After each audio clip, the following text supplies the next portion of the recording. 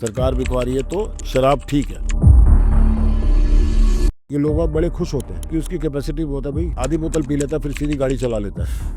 हमारे समाज में प्रॉब्लम क्या है कि शराब को उतना बुरा नहीं मानते। तो सबसे ज़्यादा सर पेशेंट आपने कौन से नशे के देखे हैं अभी तक? सांस्कृतिक रूप से अफीम का सेवन होता है, उसको मनुहार बोलते हैं। गेटवे ड्रग है, सिगरेट चाय का कॉम्बिनेशन, साथ में फिर गांजा अपने आप आएगा। कि फंक्शन में जैसे अभी आपने बताया कि जब तक शराब नहीं पूछी जाती उनको लगता नहीं कि हमारी रिस्पेक्ट हुई। आजकल जो OTT प्लेटफॉर्म पर नए नए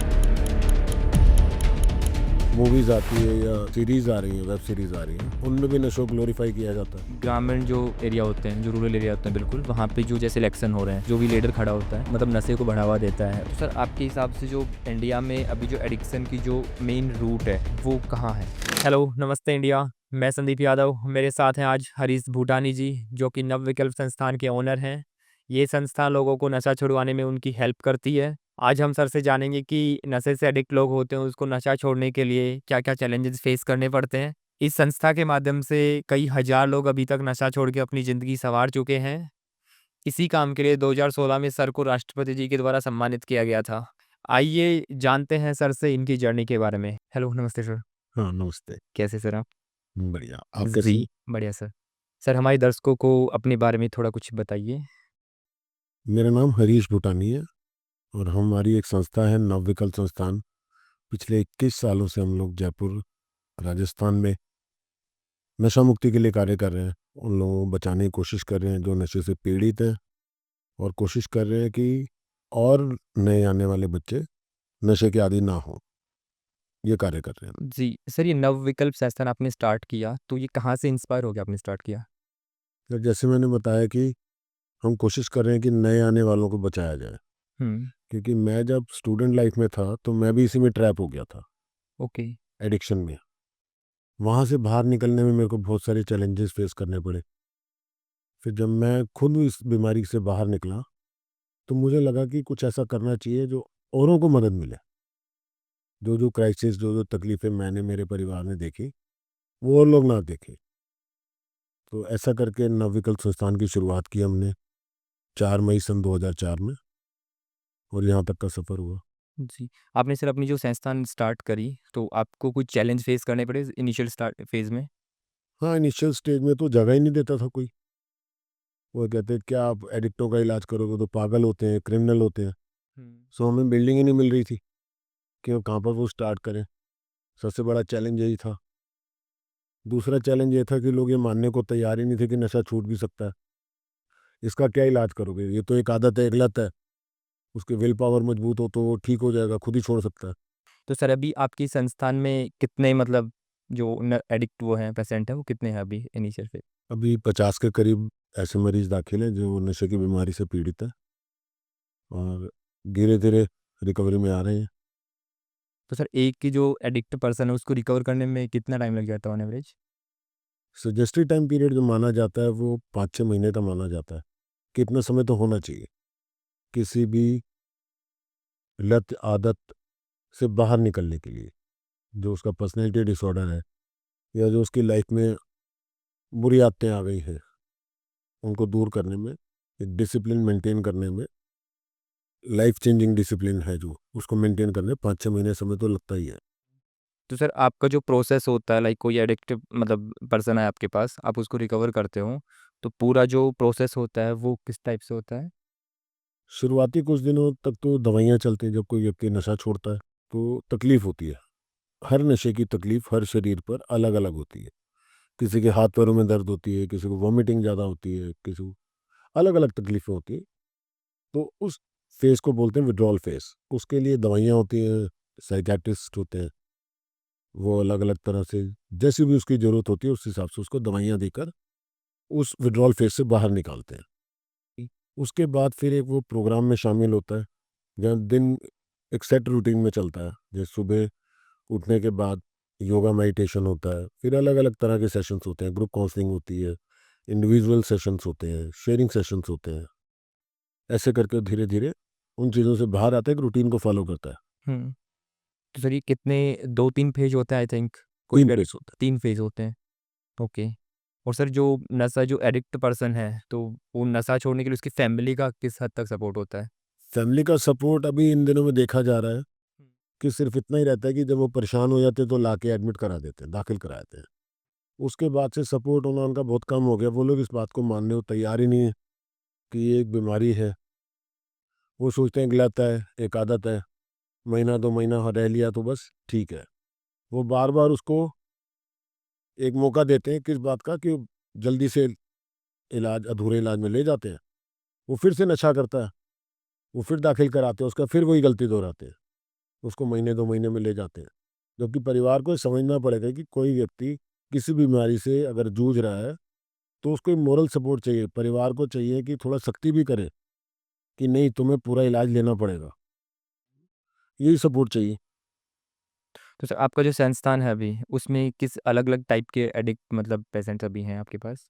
हर प्रकार के नशे के जो प्रकार होते हैं जैसे शराब है, चरस, गांजा, smack, MD, cocaine, medicinal drugs जो खांसी के शरबत होते हैं, नींद की गोलियां होती हैं, ओके। इन सब के आदि आते तो सबसे ज़्यादा सर पेशेंट आपने किस कौन से नशे के देखे हैं अभी तक?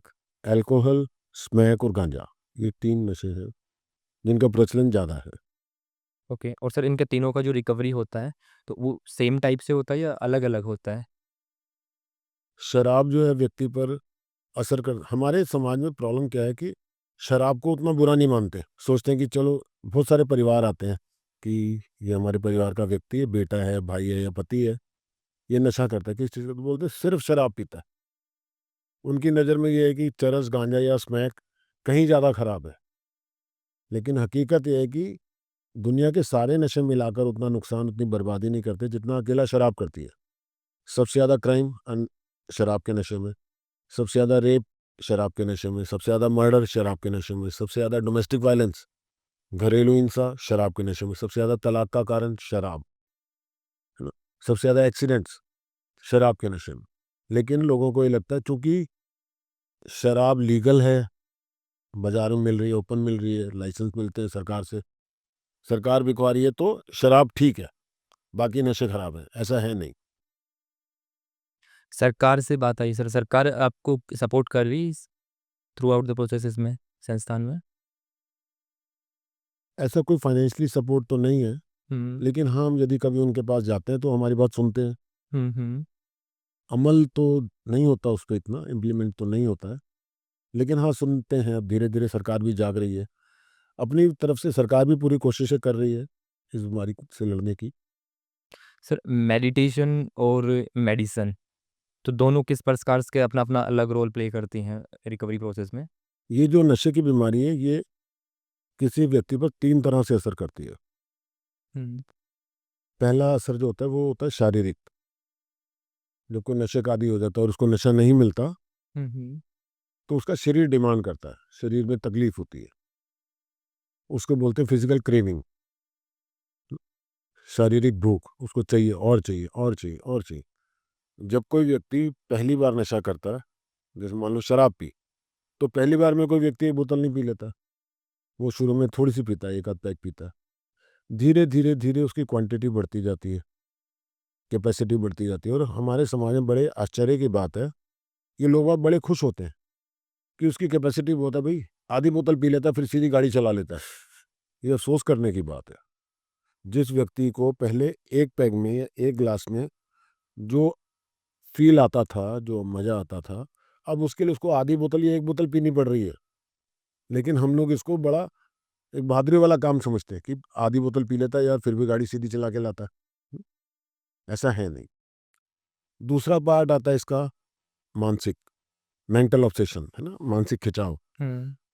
जैसे बहुत सारे लोगों को आपने देखा होगा 8 बजते ही उनके घंटी लग जाती है। यार ठेके बंद हो जाएँगे चलो। एक रूम में हम 4-5 जने बैठे हुए हैं मान लो, भई बरसात का मौसम आ गया। 3-4 जने कहेंगे कि यार चलो चाय के साथ गरम-गरम पकौड़ी खाते हैं, मौसम अच्छा हो गया। एक कहेगा चलो नाहरगढ़, पहाड़ों पे बियर पिएँगे। सो ये मेंटल ऑब्सेशन है, नशा करने का बहाना ढूँढना कि किस तरह से नशा मिले। और तीसरा जो इसका पार्ट है वो सबसे ज़्यादा खतरनाक है, वो है आध्यात्मिक शून्यता, स्पिरिचुअल बैंक्रप्सी, जिसमें उसको कुछ दिखाई नहीं देता, उसको लगता है मैं और मेरा नशा। वो पूरा दिन उसकी सोच इसी में जाती है कि कहाँ से लाऊँ, कहाँ से पैसों का जुगाड़ करूँ, इंतज़ाम करूँ, झूठ बोलूँ, किसी को बेवकूफ़ बनाऊँ, टोपी पहनाऊँ, बस मैं और मेरा नशा। कहाँ से लाना है, कैसे लाना है, किसके साथ करना है, कहाँ बैठ के करना है, उसका जीवन इसी के चारों तरफ घूमता जाता है। जब तक ये तीनों चीज़ें रिपेयर नहीं होंगी ना, इन तीनों हिस्सों पे काम नहीं होगा, नशा छोड़ना बहुत मुश्किल है। सर अभी हम देख रहे हैं कि अपने देश में नशा बहुत ही तेज़ी से बढ़ता जा रहा है। तो इसके पीछे क्या रीज़न है? क्या जो सोशल अवेयरनेस होती है, समाज में अवेयरनेस नहीं है? क्या इसके पीछे वो रीज़न है या फिर शौक-शौक में स्टार्ट करते हैं, दिन वो लत बन जाती है? पूरी दुनिया में नशे को एक बीमारी का दर्जा दिया गया। हमारे देश में इसके बढ़ने का कारण एक तो ये है, मैं आपको जयपुर का एग्ज़ाम्पल देता हूँ।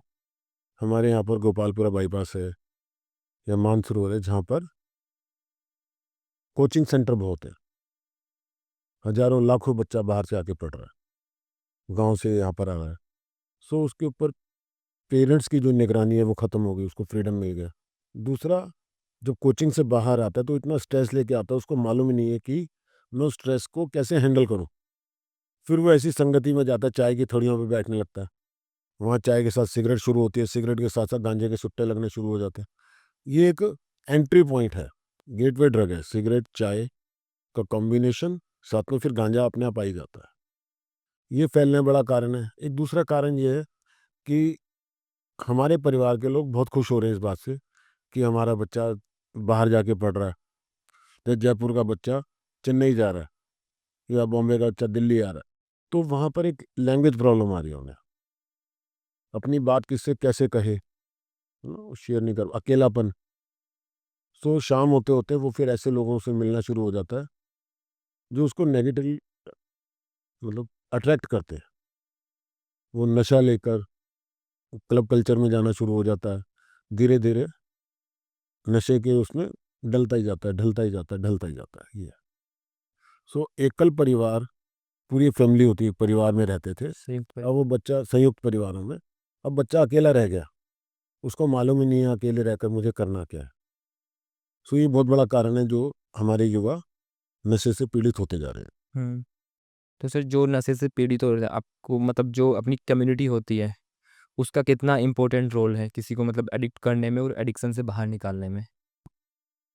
बहुत बड़ा रोल है। हमारा समाज जब तक मिलकर एकजुट नहीं हो पाएगा, तब तक कुछ नहीं होगा। हमारी बहुत सारी कम्युनिटीज़ हैं। हम लोग बाई कास्ट पंजाबी हैं। हमारे परिवार में कोई आया, आप उसको अच्छे से अच्छा खाना खिला दो, तो बाहर जाके कहता है, यार मेरी इज़्ज़त ही नहीं हुई। क्यों नहीं हुई? उन्होंने विस्की तो पिलाई नहीं, शराब तो पूछी नहीं, तो इज़्ज़त ही नहीं हुई।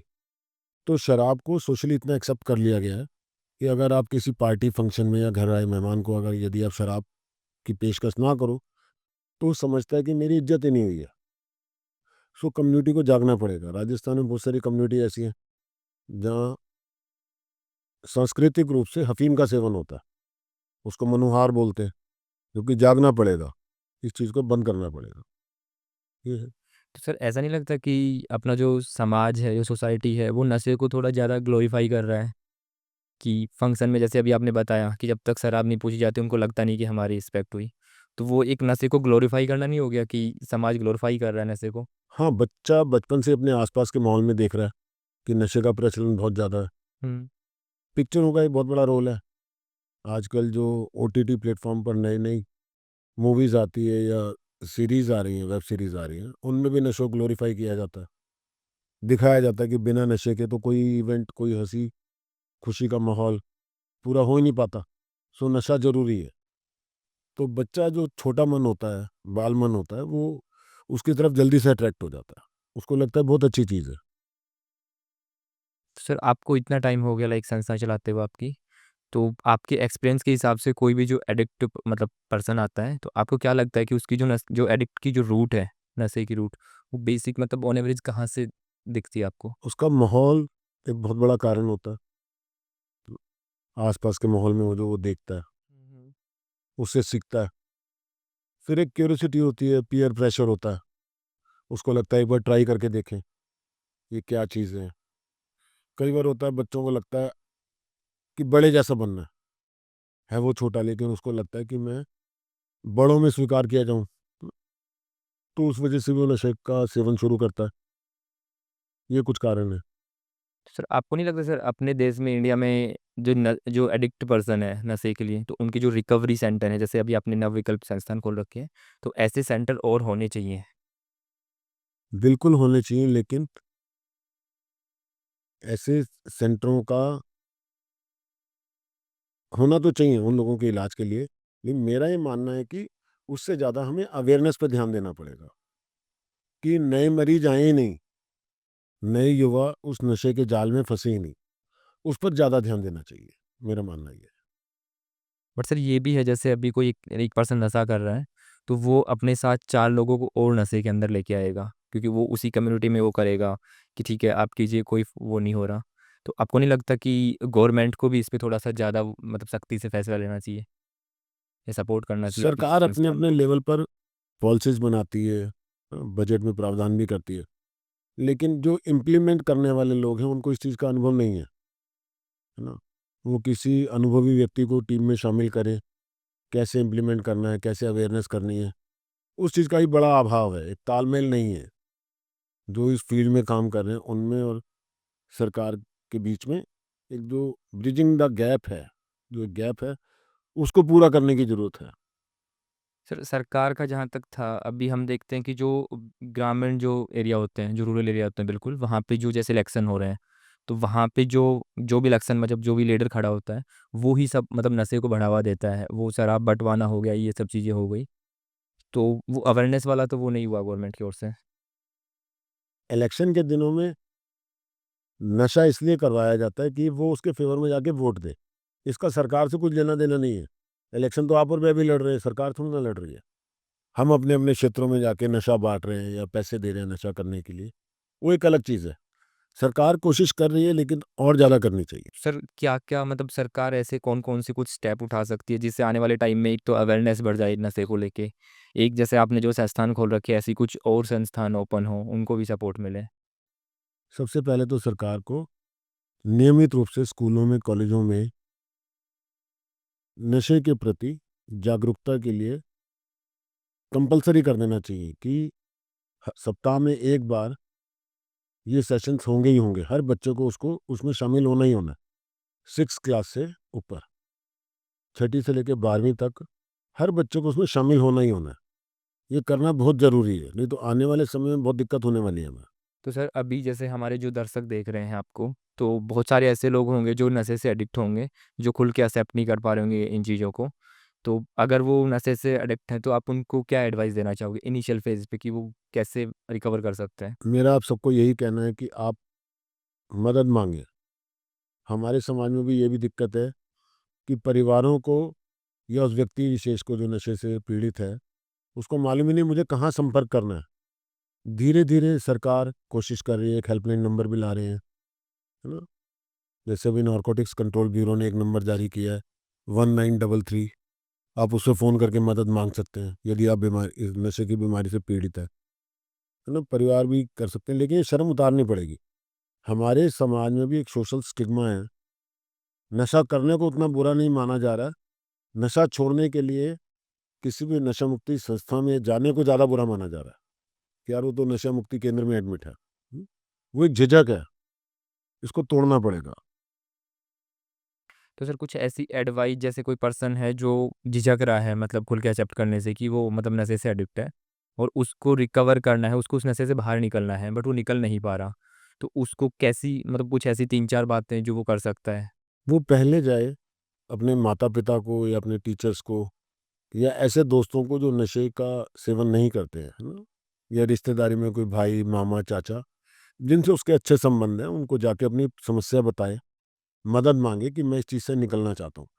क्योंकि अकेला तो वो लड़ता-लड़ता मर जाएगा, इससे निकलेगा नहीं। तो मदद माँगनी ज़रूरी है, वो मदद माँगे, ज़रूर मदद मिलेगी उसे और वो इस बीमारी से बाहर आ सकता है। हुँ। सर आपने बताया कि आप मतलब ये लाइफ़ की इनिशियल फ़ेज़ में आपको भी नशे की थोड़ी-सी मतलब एडिक्शन हो गया था। तो आपने उसको मतलब आप उससे बाहर आए, आपने रिकवर किया उसको। तो आप किसी संस्थान जॉइन किया या फिर आपने खुद से ही किया? नहीं, मैं भी ऐसे ही गया था। ओके। हाँ, अकेले लड़ते-लड़ते तो बहुत साल हो गए थे, नहीं रास्ता मिला। फिर मैं भी ऐसे एक रिहैब सेंटर में गया, हुँ। वहाँ रहा और अब ठीक है सब। तो फिर वहाँ से सर आपको अभी लाइक 2004 से चल रहा है, तो इतने साल हो गए सर, कोई ऐसा केस आया जो बहुत ही अलग हो, आपको केस को डील करने में थोड़ा सा लाइक प्रॉब्लम हुई हो कि वो बिल्कुल अलग केस हुआ हो? हाँ, ऐसे तो बहुत सारे हैं। जैसे एक केस आया, हमने नया नया संस्था शुरू किया था, हम्म। तो उस पेशेंट की मम्मी ने हमें संपर्क किया कि मेरा बेटा ऐसे ऐसे नशा कर रहा है। मैंने अच्छा, तो फिर बोलिए भी इसका जन्मदिन था, अभी मैंने उसको मोटरसाइकिल दिलाई है। मैंने कहा वो घर से भाग जाएगा। फिर वो चली गई। 4-5 दिन बाद उसका फ़ोन आया उनकी मम्मी का कि आपको कैसे पता मेरा बेटा घर से भाग जाएगा? मैंने भाग गया, हाँ। मैंने आ जाएगा, अब वो मोटरसाइकिल बेच देगा। तो उसकी मम्मी का फिर अगले हफ्ते फ़ोन आया, आपको कैसे पता वो मोटरसाइकिल बेच देगा? उसने मोटरसाइकिल बेच दी है। हम्म। सो धीरे धीरे मालूम पड़ा कि वो अपने परिवार को इतना, उसके पिता नहीं थे, वो अपने परिवार पे इतना कंट्रोल करता था। उसकी मम्मी बहुत ज़्यादा इमोशनल थी उससे। वो उनको इमोशनली ब्लैकमेल करके अपनी सारी बातें मनवा लेता था।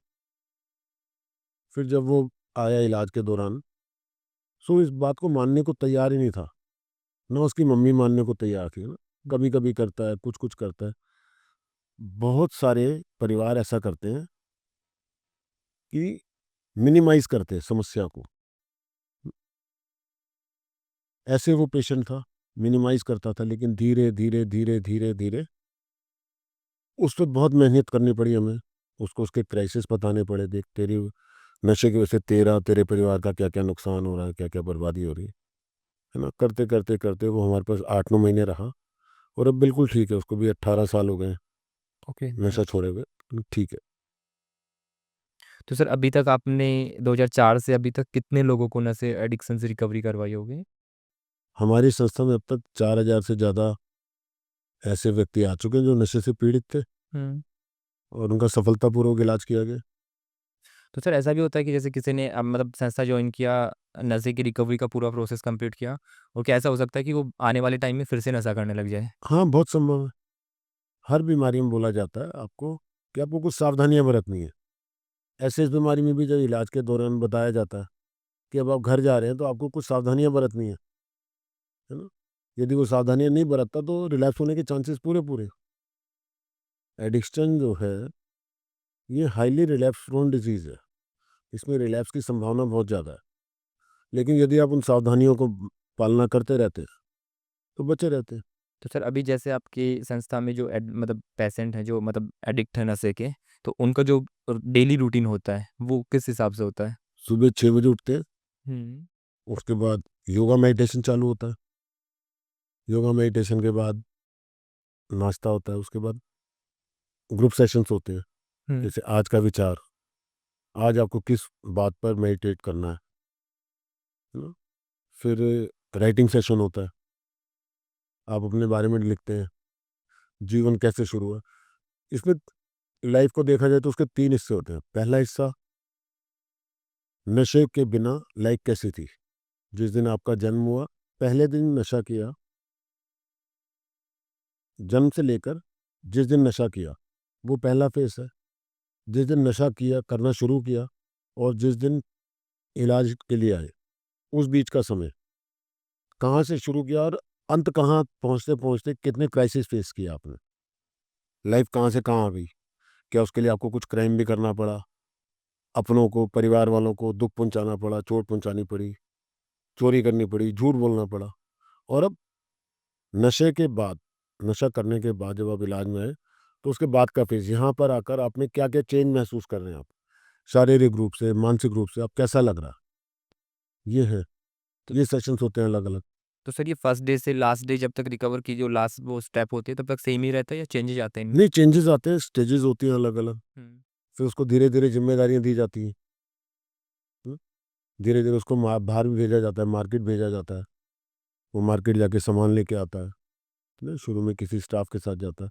छोटी छोटी जिम्मेदारियां देकर उसको इस लायक बनाया जाता है कि बाहर जाकर वो अपनी और अपने परिवार की जिम्मेदारियां लेने लायक हो।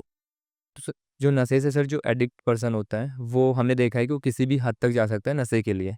तो जब वो इनिशियली फेज पे जब आपके पास आता है, आपकी संस्था ज्वाइन करता है, तो ऐसा हुआ है कभी कि कुछ ऐसे पेशेंट हो जिन्होंने वहाँ से संस्थान से भागने की ट्राई की हो? हाँ, होता है, कई बार कोशिश करते हैं कई बार ऐसा होता है कि अपने आप को चोट पहुंचाने की कोशिश करते हैं कि शायद हम डर जाएं, उसको भेज दें, ऐसी कोशिश करते हैं। जैसे आईना लगा हुआ है, कांच लगा हुआ है देखने के लिए, उसको तोड़ के अपने हाथ पैरों पे कट मार लेना कि शायद अब भेज देंगे, ऐसी कोशिश करते हैं। लेकिन ये कोशिश उनसे वो डर करवाता है कि मुझे नशा नहीं मिलेगा तो कितनी तकलीफ होगी, उस तकलीफ से बचने के लिए वो ऐसी कोशिश करता है। तो सर आपके हिसाब से जो इंडिया में अभी जो एडिक्शन की जो मेन रूट है वो कहाँ है? मतलब कहाँ से स्टार्ट हो रही है? हमारे यहाँ पर मेन रूट जो है, हमारा अड़ोस पड़ोस का माहौल, हमारी एजुकेशन प्रणाली जो है, उसमें हम लोग उसको किताबी ज्ञान दे रहे हैं, उसको लाइफ स्किल नहीं सिखा रहे हैं। जबकि ज़रूरत ये है कि बचपन से ही हम अवेयर कराएँ बच्चों को कि नशे के क्या-क्या दुष्प्रभाव हैं। आज यदि आप नशे के अंदर पड़ गए, इसकी चपेट में आ गए, तो आपको और आपके परिवार को इसकी कितनी बड़ी कीमत चुकानी पड़ सकती है। तो ये मेन रूट है।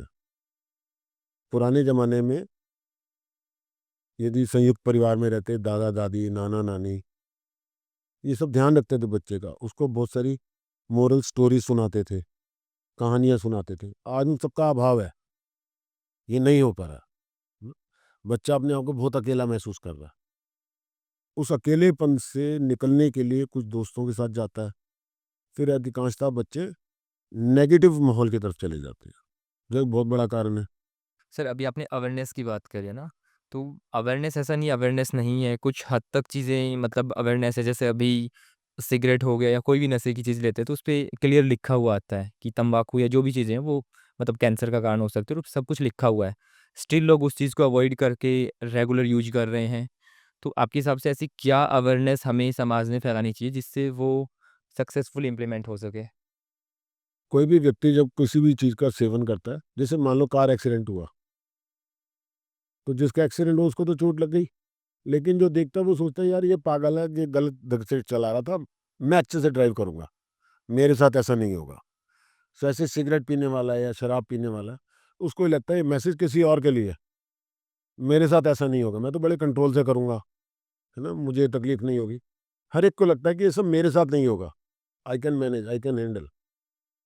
ज़रूरत है कि उसको अच्छे से, इससे पहले कि वो शराब की दुकान पे जाके देखे कि बोतल पे कुछ छपा है कि नहीं, सिगरेट के पैकेट पे कैंसर की चेतावनी लिखी है कि नहीं, उससे पहले ही उसको समझ आ जानी चाहिए कि मुझे वहाँ जाना ही नहीं है। तो सर जो एडिक्शन के बारे में अभी तक आप अपने मतलब लाइफ में एक्सपीरियंस के हिसाब से ऐसे कौन से मिथ हैं जो सबसे ज़्यादा सुने हैं आपने? सबसे बड़ा मिथ तो यही है कि ये एक लत है, ये एक आदत है, ऐसा नहीं है। परिवार के लोग या समाज के लोग बोलते हैं, "तू अपनी विल पावर मजबूत कर तो तू छोड़ सकता नशा।" अरे भई, किसी को अगर बुखार हुआ है तो क्या वो अपनी विल पावर दिखा के बुखार से बाहर आ सकता है? नहीं आ सकता। हमारे यहाँ पर सबसे बड़ी कमी इसी जागृति की है कि हमारा परिवार या हमारा समाज नशे की इस समस्या को बीमारी के रूप में मानने को तैयार नहीं है ना?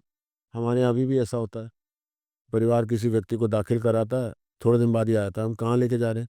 इसको पुजारी जी से ढोक दिलवाने जा रहे हैं, देवताओं के ढोक लगवाएँगे।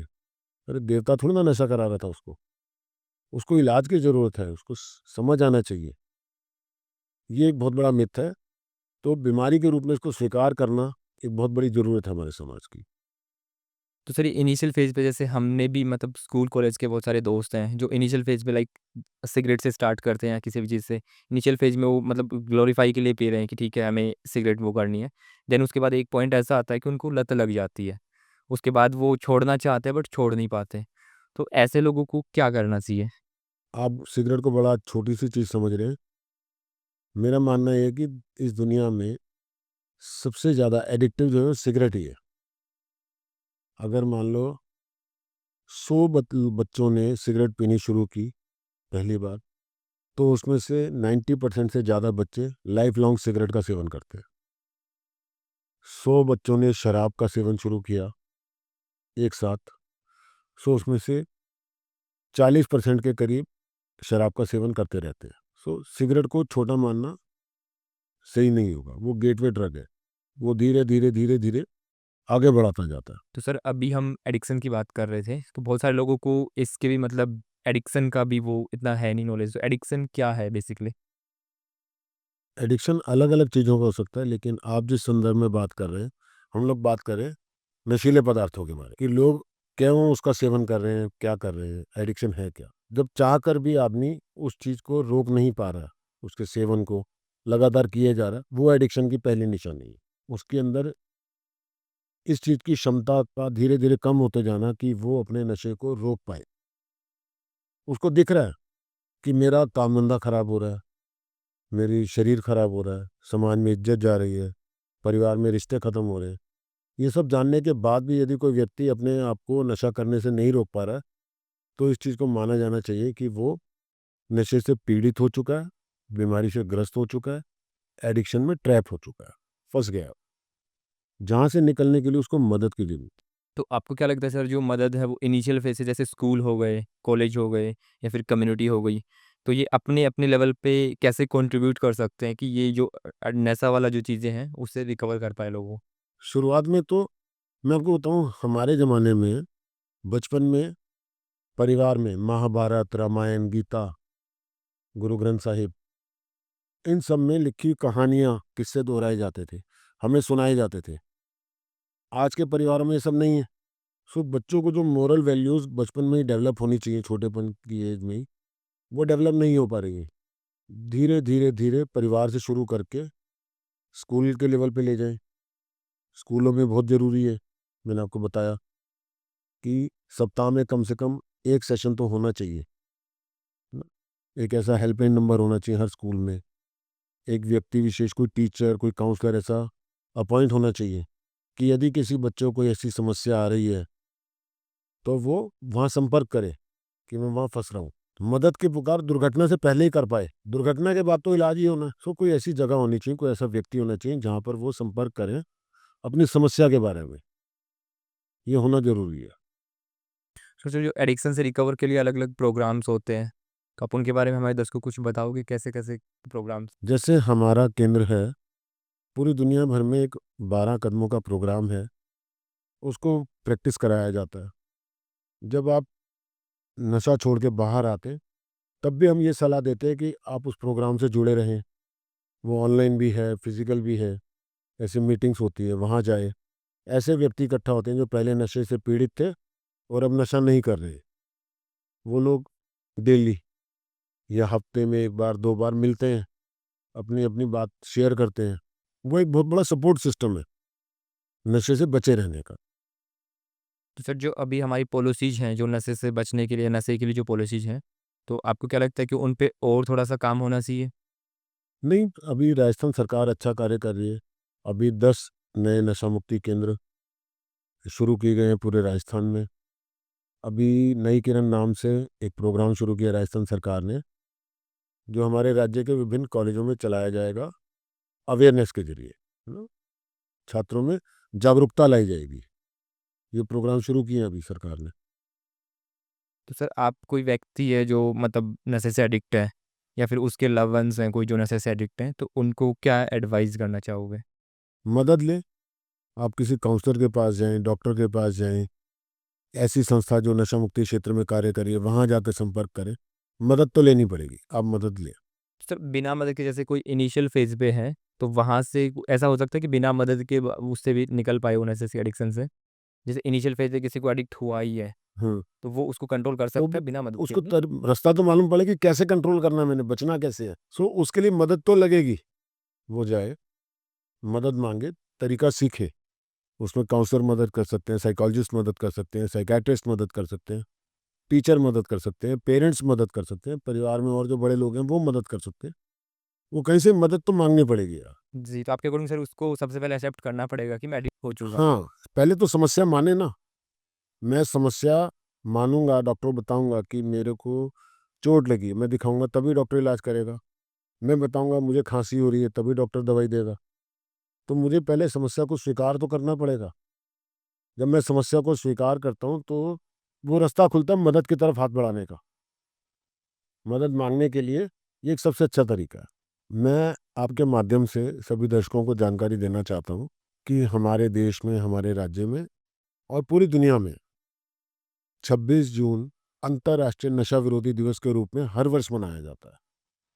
मेरा मानना ये है कि सिर्फ एक दिन नशे के विरोध में नहीं होना चाहिए, हर दिन अंतर्राष्ट्रीय नशा विरोधी दिवस होना चाहिए।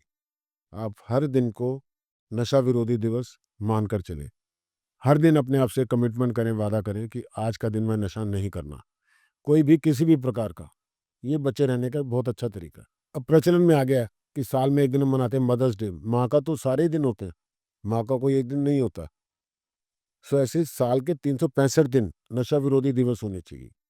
केवल एक दिन 26 जून को बनाकर ही कि नशा विरोधी दिवस है, ये नहीं रुकना चाहिए। हमें अपने जीवन में हर दिन को नशा विरोधी दिवस के रूप में मनाना चाहिए। ये था हमारा आज का पॉडकास्ट। कैसा लगा आपको ये पॉडकास्ट कमेंट करके ज़रूर बताइएगा और ऐसे ही और पॉडकास्ट देखने के लिए हमारे चैनल को सब्सक्राइब कीजिए।